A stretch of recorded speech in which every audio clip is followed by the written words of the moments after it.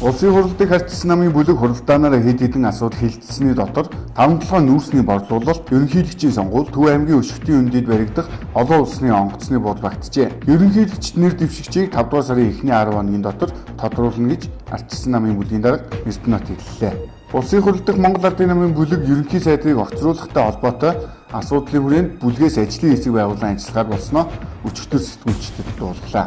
Улсын хэмжээнд баригдаад удсан нураас шаардлагатай гэсэн мэргэжлийн байгууллагын дүгнэлттэй 51 цэцэрлэг 27 сургууль үйл ажиллагаа явуулж байна. Үүнд одоогийн байдлаар 81650 хүүхэд сурч хүмүүжиж байгаа тухай албаныхан мэдээллээ. Шинээр барих болон шинжилэн сайжруулах 653 цэцэрлэг 342 сургуульд нийтдээ 1 их 80 700 тэрбум төгрөг шаардлагатай байна гэж албаны хүмүүс мэдээллээ.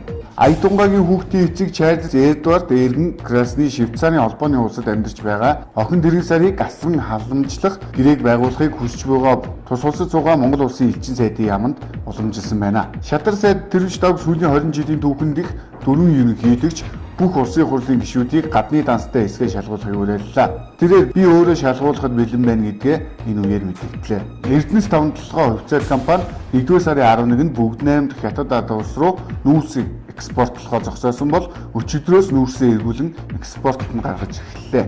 Эрдэнэс 5 толгой компани 2011 оны 8 дугаар сараас нүүрс экспортлж эхэлсэн бөгөөд энэ хугацаанд нийт 2.7 сая тонн нүүрс гаргажээ. Цаашдаа засгийн газраас галын асуудлыг шийдэж өгвөл нүүрсний экспортын зардлыг бууруулахад нөлөөлнө гэж албаныхан үзэж байна.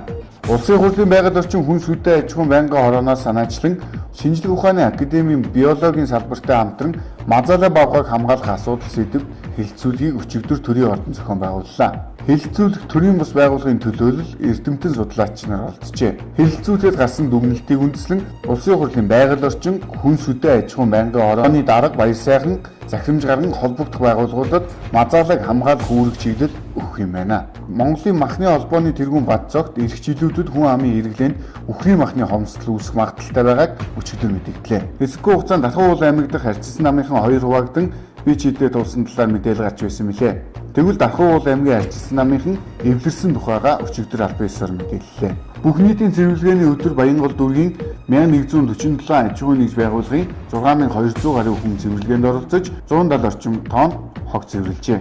Нийслэлийн иргэдийн төлөөлөгчдийн хурлын 2013 оны 3 дугаар сарын 31-ний өдрийн тогтоолоор баталсан гэр хорооллыг дахин төлөвлөлтийн үйл ажиллагааны журмын 2.1-ийн 5 дахь заалтыг үндэслэн төслийн өдөрт хорооны тогтоолоор гэр хорооллын дахин төлөвлөлтийн төсөл хэрэгжүүлэгч иргэн хуулийн этгээд хоорондын 2 талд гэрээний загварыг хавсралтаар баталжээ. Төр нийгмийн нэр зүтгэлтэн Цэдэнбал агсны өшөөний сууны хэсэгт цууралт үүсч нурх аюулд өртсөн тул энэ сарын 16-нд төр буулган сэргээн засварлах ажлыг хийж эхэлсэн билээ.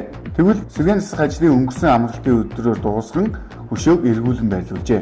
Хүүхдийн суралцах орчин сургалтын арга барилыг сайжруулах зорилгоор 2016 он гэхэд нийслэлийн 80 бага сургуулийг шинээр барихаар болжээ. Энэ тухай өнгөрсөн 7 хоногт нийслэлийн иргэдийн төлөөлөгчдийн хурлаар эцэслэн баталсан байна. Улаанбаатар хотны энэ сарын 26-наас 29-нд арчилсан орнуудын хамтын ажиллагааны нийгэмлэгийн сайд нарын 7 дугаар баг хурал болох гэж байна. Энэ үеэр 1000 гаруй зочин гадаадаас ирэх бөгөөд зарим үед замын хөдөлгөөний хэсэгчлэн хязгаарлах учраас иргэдийн цаг зав ажлыг хэмнэх үүднээс цахилгаан дээвэр компани бүх тэрлээ бус энэ сарын 26-наас 29-ний өдрүүдэд үн төлбөргүй иргэдэд үйлчлэгээр боллоо.